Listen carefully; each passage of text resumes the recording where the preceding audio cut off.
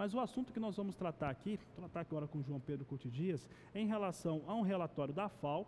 A FAO divulgou um documento importante, João Pedro, que o João Pedro estudou bastante esse documento, falando a respeito do que a comercialização, os preços dos produtos agrícolas devem ser pressionados na próxima década. E no resumo do relatório, João Pedro vai explicar aqui para nós, mas o resumo desse relatório diz o seguinte, que vai ter uma pressão sobre os preços, porque a produtividade segue subindo, nos países produtores, segue tendo esse aproveitamento melhor, e enquanto que o consumo pode cair. Mas produtividade alta não faz exatamente o contrário, reduz o custo de produção? Depende, nós estamos vivendo no Brasil um aumento de produtividade e o produtor muitas vezes, esse ano ele se salvou por uma questão, primeiro foi a questão da seca na Argentina. E segundo, por essa briga entre Estados Unidos e China que criou uma incerteza no mercado. E terceiro, por causa do câmbio no Brasil. Mas são fatores que são imprevisíveis. Você não pode imaginar que todos os anos vai ter uma seca na Argentina, que a guerra comercial entre China e Estados Unidos vai continuar e que o câmbio no Brasil, em função da questão política e em função da questão internacional, vai levar o dólar acima dos patamares que está hoje, R$ 3,90. Então esse somatório ajudou essa safra. Mas à medida que ajuda essa safra, ele complica a safra seguinte. Por quê? Porque boa parte dos insumos estão sendo comprados com dólar acima de R$ 3,70. Muito alto. E isso impacta no custo.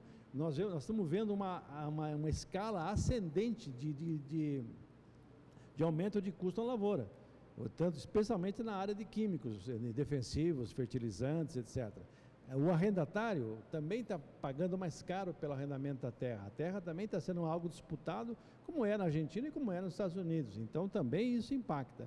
Então esse é o momento, esse relatório da FAO e da OCDE, ele parte do princípio seguinte, que aquele aumento de consumo per capita que houve, especialmente em função do crescimento na China, vai amenizar.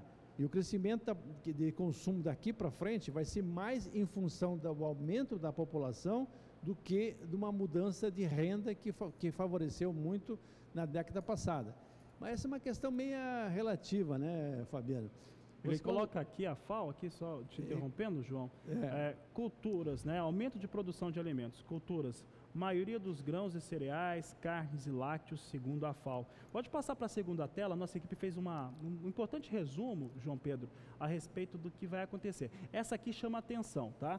Aqui está aqui na tela grande também, em relação a crescimento no consumo em parte da África, no leste asiático, Oriente Médio, norte da África, e enfraquecimento do consumo na Europa Ocidental. E aí? Na Europa, ela vem já, a década passada também não houve um aumento significativo de consumo. É uma economia madura, uma economia estabilizada. O único fator que a população não cresce, nem diminui? Hoje a população está crescendo muito mais em função de imigração, de imigração que não é que eles estão proibindo, tentando proibir, de imigrantes do norte da África, Somália, Libéria, etc., do que a própria população. Se for pensar na população original desses países, praticamente haveria um decréscimo da população. Só que lá há um processo de envelhecimento da população e o consumo per capita não vai aumentar de forma significativa. Agora, a grande questão é que esses países há uma referência aí da África, o problema desses países da África e do Oriente Médio, os países do Oriente Médio dependem muito de quem tem petróleo. Quem não tem petróleo está numa situação extremamente difícil. Iêmen e outros países. Quem tem petróleo melhorou a situação. Vamos pensar em termos de Iraque, em termos de Irã, em termos de próprio Egito e outros países. Agora, o problema da África é que você tem um crescimento populacional, continua crescendo de forma bastante significativa, porém não tem renda. Então, se esse pessoal não tiver renda, não tem como importar, eles não têm condições de comprar alimentos. Então, o problema da África é esse. Na China, tanto China como Índia, você vai ter ainda um fluxo muito grande do interior do país, da área rural, para a área urbana. Isso se fala ao redor de 30 a 35 milhões de pessoas ano. É maior que a população da Argentina, não é? Mais ou menos. Próximo disso aí. Então, o que acontece? Essas pessoas chinesas e indianas, especialmente esses dois, que é uma população muito grande, 1 bilhão 390 na China, 1 bilhão e mais de 1 bilhão na Índia hoje, você está falando em 2 bilhões e 400 milhões de pessoas, é muita coisa que está vendo um processo muito rápido de urbanização. O problema na China é que se criou uma classe média hoje da China que tem poder de compra. Essa classe média, ela vai aumentar a compra de carne bovina, vai aumentar a compra de lácteos, vai aumentar a compra... E para isso... Essa é a solução e não o problema. E para isso, o que vai acontecer? A China vai continuar aumentando a sua demanda de soja. Hoje ela é autossuficiente em milho, porém eu não acredito que ela consiga manter essa autossuficiência ao longo do tempo, em função do aumento de consumo lá. Ela vai ter que ir no mercado mundial buscar, ela busca um pouco de sorgo, vai buscar milho. Na Índia, o problema é que tem um problema religioso, que a questão de consumo de carne é complicado, né? Você tem eles encaram a vaca como sagrada, etc. Eles usam muito o rebanho bovino para a produção de leite. Isso sim, a vaca na Índia, o consumo de lácteos na Índia deve ser o segundo maior consumidor de lácteos do mundo. Então, no caso da Índia, a Índia, ela devido ao baixo consumo per capita de alimentos, ela não é uma grande importadora. Ela vai se tornar uma importadora de outros produtos que não são os tradicionais, tipo grão de bico, ervilha, esses outros produtos que os caras chamam os pulses, né, que são enquadrados como pulse, esse ela vai comprar, porque ela não tem estrutura. Agora, esse relatório parte do princípio de não haver anormalidade climática. Por quê? De estar tudo regular, isso sem nenhum problema. pouco provável que não aconteça fatos anormais no clima. Nós estamos vivendo um período de mudança climática. Só o Trump que não acredita e meia dúzia de outros que não acreditam. Mas a grande maioria acredita que nós estamos vivendo um problema de mudança climática. A mudança climática não é questão desse meio grau Celsius que vai aumentar ou 0,7 graus Celsius. O problema da mudança climática é que você vai amplificar os problemas climáticos, ou seja, enchentes muito mais sérias e secas muito mais intensas e com maior tempo. A Argentina quebrar a safra argentina com a terra que eles têm, com o solo que eles têm, é que a seca foi catastrófica. Foi muito forte. Olha só, vou pedir agora, João Pedro, a Jéssica Correia, nossa coordenadora, ela preparou uma tela.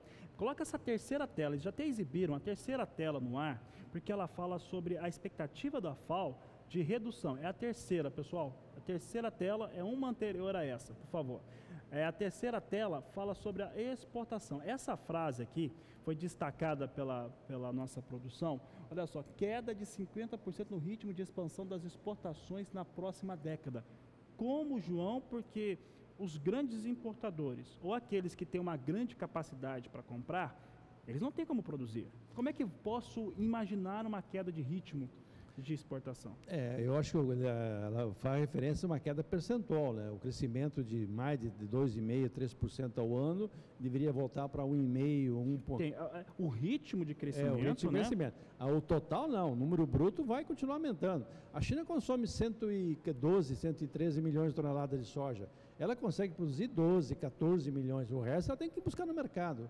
E nos últimos anos, em função da necessidade que eles têm de um farelo proteico barato para a produção de carnes, especialmente suínos, aves e peixe, eles vão continuar aumentando as importações. E você acha que esse chinês que melhorou de renda, que ganhava menos que $2 no campo, veio para a cidade, ganha muito mais que 10, essa faixa entre 2 e 10, grande parte dessa receita é para melhorar a comida, melhorar a alimentação dele. Ele vai comer mais proteína, vai comer mais derivados lácteos, vai comprar mais suíno, mais frango, mais carne bovina. Bovina é muito pequeno o consumo deles, é alguma coisa por volta de 6 quilos por habitante ano.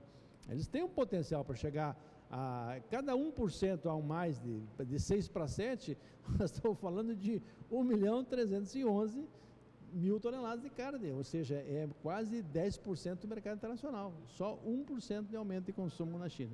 Pode colocar mais uma tela aí no ar, o pessoal acabou de colocar a quarta tela, fala um pouco a respeito da participação do Brasil. João Pedro, falando dessa questão da produtividade que a FAO ela disse, será que nós podemos imaginar um cenário na qual você vai ter os grandes produtores de alimentos conseguindo vender, exportar para demais países, você ter uma produtividade maior num país como o Brasil e o produtor rural, as cadeias produtivas conseguindo faturar bem e o consumidor aqui no Brasil principalmente acessando esses produtos com um preço melhor, mais competitivo? Você acha que isso é possível? Fabiano, o problema do Brasil não é até a porteira. Até a porteira a gente produz alimentos, produz carne, produz qualquer coisa em preços bastante competitivos, tanto para o mercado internacional como para o mercado interno, para o nosso padrão de renda. O grande problema chama-se pós-porteira. Você está vendo agora, você está toda hora noticiando, que o mercado está travado. Por quê? Porque o governo criou um tabelamento de frete que é inviável, que é impraticável. E o que está acontecendo? Trava o mercado. O problema do Brasil é, nós dependemos do transporte rodoviário. É o segundo transporte mais caro do mundo, só perde para o aéreo. Nós não estamos investindo como precisaria investir em ferrovia, em hidrovias e tal. Nós não temos, então dependemos de transporte rodoviário. Isso encarece. Pega o arroz do Rio Grande do Sul que está chegando em São Paulo. O impacto que tem o tabelamento chegou a aumentar 12%, 14% o preço do arroz no mercado de São Paulo, da arroz que vem lá do Rio Grande do Sul. O produtor gaúcho não ganha dinheiro e o consumidor paga muito mais caro. Então, o problema do Brasil é fora da porteira. O mundo vai continuar aumentando o consumo. O problema do resto do mundo é que não tem terra agricultável. Nós temos terra agricultável, nós temos tecnologia, nós temos gente capaz, nós temos tudo, água, que é um outro fator extremamente importante, água, nós temos. O problema todo é que pós-porteira, a questão de armazém é complicado, a questão de tributação é complicada, a questão de gestão da máquina pública é complicada. Esse somatório pós-porteira é que atrapalha a gente. Se não fosse isso, o nosso telespectador aí estava dando as cartas e jogando de mão. Tá certo. Tem uma última tela, João Pedro, eu acho que é a última. Pode colocar no ar, por favor, para encerrar a nossa conversa aqui. Eu vou fazer uma crítica aqui à FAO. Claro que tem informação que é importante, tem informações que às vezes acabam nos deixando um pouco preocupados, tá? João Pedro, olha só o que eles estão dizendo a respeito de redução. Olha só, em relação à produção e fornecimentos no mundo, biodiesel e etanol, redução de 14% para a biodiesel, 8% para o etanol, num cenário que tem se falado em produzir mais biocombustível. Aí nós temos aqui carnes, crescimento de 15% na comparação com o ano de 2017, é o que afirma a FAO, tá? Trazendo aqui esses dados em relação a ele, também apontando aqui para uma produção de carne maior para o mundo todo. João Pedro, você acredita que esse cenário aqui, principalmente biodiesel e etanol com redução, é viável? Por todo mundo falando em usar combustível não fóssil? A grande questão é o seguinte, o problema do etanol, só tem 2 países do mundo que produzem etanol em grande quantidade, os Estados Unidos e o Brasil. O que acontece? Lá fora, os demais países relutam em usar o etanol na matriz energética em função da não constância de fornecimento, no risco de não ter produto para atender permanentemente. Então, esse é um problema sério. Nós pecamos no Brasil. E o setor do etanol sofreu muito nos 4 anos da Dilma aí, que foi um desastre para o setor de etanol. Então, e o americano depende do milho para produzir etanol. Aqui no Brasil, nós estamos começando a produzir etanol, inclusive a partir de milho. Mato Grosso começa a aparecer, basta ter uma produção, já começa a aparecer no mercado o etanol. O problema do etanol não é uma questão apenas energética, é muito mais uma questão de saúde pública. Por quê? Porque ao momento que eles deixam de usar o etanol, eles precisam do etanol para ser um oxigenante na gasolina, para evitar que a gasolina exploda, o pistão exploda antes do máximo de pressão. Então, o etanol, no passado, nós usava chumbo para evitar isso, chumbo, um metal pesado. Depois nós começamos a usar MTBE, e hoje a maior parte do mundo usa MTBE, que é um produto sintético derivado do petróleo. Só que os caras questionam que esse MTBE está se infiltrando na água, no lençol freático, e é um alimento cancerígeno. Então, o etanol seria a melhor maneira, mas o problema todo é que o mundo inteiro vê que o Brasil e Estados Unidos só têm condição de produzir etanol. Então, eles ficam relutantes em adotar. O próprio Japão, que é um país que está avançado, os próprios países os países nórdicos, Suécia, Finlândia, Noruega, eles relutam a colocar mais etanol na matriz. Tem políticas ambientais inteligentes e bem definidas. O que vai acontecer hoje na Europa, e está acontecendo na China também, é a corrida para o carro elétrico. Isso vai acontecer. Se conseguirem reduzir os custos das baterias, que é o grande fator que atrapalha o carro elétrico, na Europa vai colocar data para acabar com a produção de carros a motor a explosão. Por quê? Porque uma das razões é por causa da pegada de carbono. Só que toda essa discussão hoje sobre a questão de ambiental o Trump botou um pé na porta, trancou, em função de que o americano saiu fora desse processo, e o americano é o grande, junto com a China, é o grande poluidor do planeta. Então, os biocombustíveis, principalmente, vamos pensar no caso do Brasil, nós usamos o que para produzir biodiesel? Óleo de soja, 85% é óleo de soja, e o resto é graxa de animais. No caso da graxa animal, é um subproduto, que não ia ser usado para agora. Agora, o óleo de soja realmente é um alimento humano.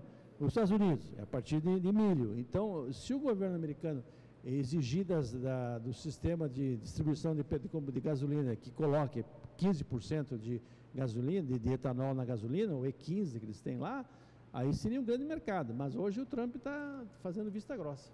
Parando o mundo. Parou. Poderia ficar aqui 2 horas, fazendo um programa inteiro só com o João Pedro Dias. Tem muita coisa nesse relatório da FAO, que comenta a respeito de consumo, de produção de alimentos do país, mas eu vou encerrar agora a nossa entrevista, João Pedro. Você quer falar alguma coisa? Não, só dizer o seguinte, o mundo inteiro, todo esse aumento de consumo de alimentos, o mundo inteiro acredita que o Brasil vai ter responsável por 40% do aumento de consumo, vai ter que vir no Brasil. O senhor e da senhora que estão nos assistindo.